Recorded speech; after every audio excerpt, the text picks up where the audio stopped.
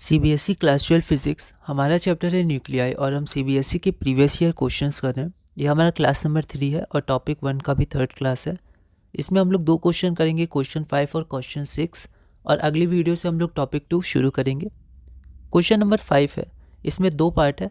पहला है how is the nucleus of a nucleus, मतलब कोई भी न्यूक्लियस का साइज को कैसे एक्सपेरिमेंटली हम लोग फाइंड करते हैं, और what is the relation between the radius and mass number of a nucleus. Second part है हमारा prove that the density of a nucleus is independent of its mass number. ये क्वेश्चन सीबीएसई 2023 में 3 marks का पूछा गया था। एक बार आप इस क्वेश्चन को ट्राई करिए, फिर हम लोग आगे बढ़ते हैं।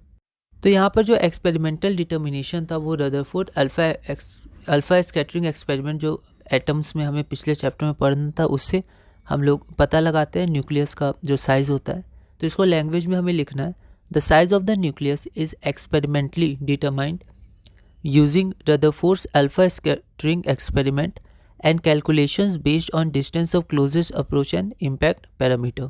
तो distance of closest approach और impact parameter के आधार पे हम कैलकुलेट करते हैं कि क्या साइज़ होना चाहिए न्यूक्लियस का। लेकिन एक बात और है, एनसीईआरटी में लिखा हुआ है, by performing scattering experiments in which fast electrons instead of alpha particles are used. जो स्कैटरिंग एक्सपेरिमेंट था उसमें अल्फ़ा पार्टिकल का यूज़ किया गया था, लेकिन अगर हम लोग फास्ट इलेक्ट्रॉन्स का यूज़ करें इंस्टेड ऑफ अल्फ़ा पार्टिकल से, तो साइज़ ऑफ द न्यूक्लियस हम लोग एक्यूरेटली मेज़र कर सकते हैं। तो by performing scattering experiments in which fast electrons instead of alpha particles are used, the sizes of nuclei of various elements have been accurately measured. ठीक है, ये experimental basis हो गया।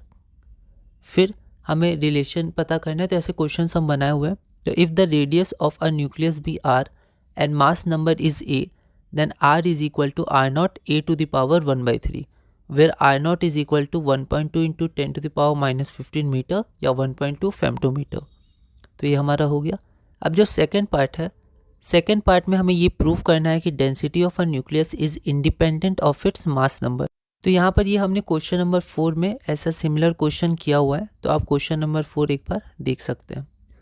अगला क्वेश्चन और इस टॉपिक का हमारा लास्ट क्वेश्चन है क्वेश्चन नंबर 6। इसमें भी 2 पार्ट हैं। Distinguish between isotopes and isobars पहला है, और दूसरा क्या है कि 2 nuclei have different mass numbers A1 and A2। तो हमारे पास 2 न्यूक्लियाई हैं जिनमें एक का मास नंबर A1 है और दूसरे का मास नंबर A2 है। Are this nuclei necessarily the isotopes of same element? क्या ये ज़रूरी है कि ये दोनों जो न्यूक्लियाई हैं वो सेम एलिमेंट के आइसोटोप्स हों? क्या ये नेसेसरी है? ठीक है, ये आपको एक्सप्लेन करना है। ये क्वेश्चन सीबीएसई 2022 में 2 मार्क्स का पूछा गया था। एक बार आप इस क्वेश्चन को ट्राई करिए, फिर हम लोग आगे बढ़ते हैं। तो यहाँ पर हम लोग देखते हैं आइसोटोप्स है ना, यहाँ पर थोड़ा हमें लैंग्वेज पे ध्यान देना है, कहाँ से हम शुरू करेंगे। ठीक है, तो यहाँ पर हम लोग, क्योंकि वो सेम एलिमेंट है, तो हम लोग एलिमेंट्स नहीं लिखेंगे, हम लोग एटम्स लिखेंगे। एक एलिमेंट में कई सारे एटम्स होते हैं उस एलिमेंट के। तो the atoms of an element having the same atomic number.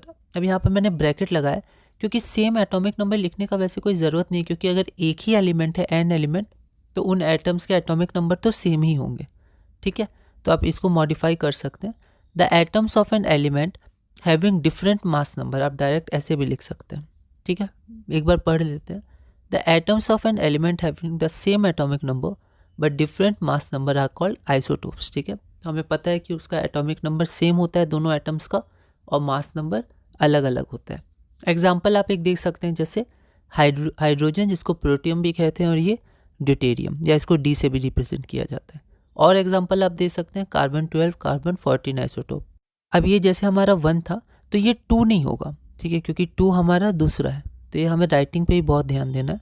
तो ये 2 नहीं है, तो यहाँ मैंने इसको एक एरो दे दिया फिर। ठीक है, तो आइसोबार्स क्या होते हैं? आइसोबार्स होते हैं the atoms of different elements having the same mass number. मतलब एलिमेंट्स अलग होंगे, तो यहाँ हम बोल सकते हैं कि different atomic numbers but same mass number, है ना। या इसको ऐसे लिख सकते थे, the atoms having different atomic numbers but having the same mass number. इसमें भी आप एग्जाम्पल दे सकते हैं, जैसे आर्गन हो गया, कैल्शियम हो गया। मास नंबर सेम है 40, मतलब नंबर ऑफ न्यूक्लियॉन सेम है 40, और यहाँ पर आपका एटॉमिक नंबर अलग अलग है 18, 20। ठीक है, आगे बढ़ते हैं हम लोग। उसके बाद क्या बोला गया है कि हमारे पास 2 न्यूक्लियस हैं, उन दोनों के क्या है, मास नंबर अलग अलग है, तो क्या दोनों को आइसोटोप होना बिल्कुल ज़रूरी है? ठीक है, तो देखते हैं। The mass number of the two nuclei are different. तो दो न्यूक्लियाई हमारे पास गिवन है जिनका मास नंबर डिफरेंट है A1 और A2। ठीक है, अब बोला गया क्या वो आइसोटोप्स है, तो आइसोटोप होने के लिए दोनों का एटॉमिक नंबर सेम होना चाहिए, क्योंकि आइसोटोप क्या होते हैं, एटॉमिक नंबर सेम है। ठीक है, मतलब Z1 is equal to Z2 पर मास नंबर अलग अलग है, मतलब A1 is not equal to A2। तो अगर ये कंडीशन फुलफिल होगी तो हमारा क्या हो जाएगा, वो आइसोटोप्स हो जाएगा। ठीक है, लेकिन ये ज़रूरी नहीं है। ऐसा क्यों? ऐसा इसलिए क्योंकि हो सकता है Z1 not equal to Z2 हो, तो भी तो ये कंडीशन वैलिड है। ठीक है, क्योंकि एक ही कंडीशन है, A1 A2 के बराबर नहीं होना चाहिए। तो Z1 Z2 के बराबर भी नहीं होगा तो भी A1 A2 के बराबर नहीं हो सकता। जैसे कार्बन नाइट्रोजन ले सकते हैं, नाइट्रोजन ऑक्सीजन ले सकते हैं, कोई भी दो एलिमेंट्स। ठीक है, तो इसीलिए जो नेसेसरी शब्द है इसके कारण ये हमारा आंसर नो हो जाएगा, क्योंकि ये नेसेसरी नहीं है, क्योंकि एटॉमिक नंबर अलग अलग हो सकता है। ठीक है, तो the difference in mass number may be due to difference in atomic number. जैसे हाइड्रोजन हीलियम, ठीक है, मास नंबर अलग है जो कंडीशन है, पर एटॉमिक नंबर भी अलग हो सकता है। और जैसे ही एटॉमिक नंबर अलग हो गया तो वो आइसोटोप्स नहीं रहे, क्योंकि for isotopes the chemical element should be the same. पर यहाँ पर केमिकल एलिमेंट सेम नहीं है, उनका एटॉमिक नंबर सेम नहीं है, क्योंकि एटॉमिक नंबर सेम रहेगा तभी केमिकल एलिमेंट हमारे सेम रहेंगे। तो for isotopes the chemical element should be same, hence the two nuclei need not be isotopes of the same element necessarily. तो नेसेसरीली ये ज़रूरी नहीं है। तो हमारा ये पूरा टॉपिक मतलब ये टॉपिक पूरा हुआ, टॉपिक नंबर 1। अगली वीडियो से हम लोग टॉपिक नंबर 2 कंटिन्यू करेंगे और धीरे धीरे इस चैप्टर में आगे बढ़ेंगे।